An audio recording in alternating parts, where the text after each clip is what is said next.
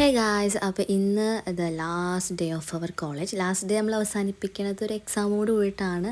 അന്ന് എക്സാം ആയിരുന്നു. എക്സാം കഴിഞ്ഞിട്ട് നമുക്ക് ഫെയർവെൽ ഉണ്ടായിരുന്നു. അപ്പോൾ എക്സാം കഴിയേണ്ട സന്തോഷത്തിലും ക്ലാസ് കഴിയേണ്ട സങ്കടത്തിലൊക്കെയാണ് എല്ലാവരും. പിന്നെ എക്സാമിൻ്റെ ഒരു ടെൻഷനും എല്ലാവർക്കും ഉണ്ട്. അപ്പോൾ ഞങ്ങൾ സീറ്റ് നമ്പറൊക്കെ നോക്കിയിട്ട് ഞങ്ങൾ പുറത്ത് നിൽക്കുകയാണ്. സീറ്റ് എവിടെ നിൽക്കുന്നുള്ളതിൻ്റെ ഡിസ്കഷനും പിന്നെ എല്ലാവർക്കും സങ്കടം ഉണ്ടോ എന്നൊക്കെ ചോദിക്കണൊക്കെ കേട്ടോ. ഒരു മിക്സ്ഡ് ഇമോഷനായിരുന്നു ആ ടൈമിൽ ഉണ്ടായിരുന്നത്. പിന്നെ ഞങ്ങൾ അവിടുന്ന് എക്സാമിന് നമുക്ക് കാര്യമായിട്ട് പിടിച്ചു കൊടുക്കാൻ പറ്റില്ല. പിന്നെ എക്സാം കഴിഞ്ഞിട്ട് ഞങ്ങൾ മുഫീദേക്ക് എല്ലാവരും കൂടി ഫുഡ് കഴിക്കാൻ പോയി.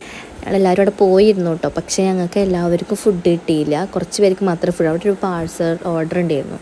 അപ്പോൾ എല്ലാതും കൂടി ആകുമ്പോൾ ഫുഡ് ഞങ്ങൾക്ക് അവിടെ കുറച്ച് പേർക്ക് കിട്ടി. ഫസ്റ്റ് കുറച്ച് പേർക്ക് കിട്ടി, പിന്നെ കുറച്ച് പേർക്ക് കിട്ടിയില്ല.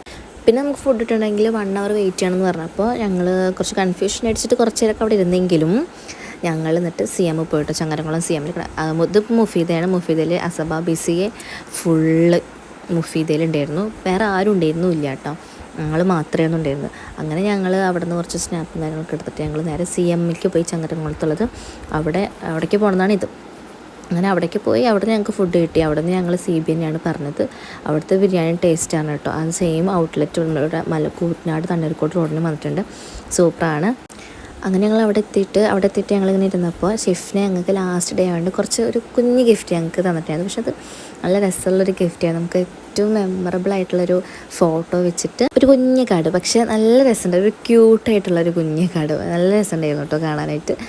അതിൻ്റെ മേലെ ലിപ്സ്റ്റിക്ക് ആയിട്ടുണ്ടായിരുന്നല്ലോ, അത് വെച്ചിട്ട് കിസ് ചെയ്തിട്ടുണ്ട് അതിൻ്റെ മേലെ.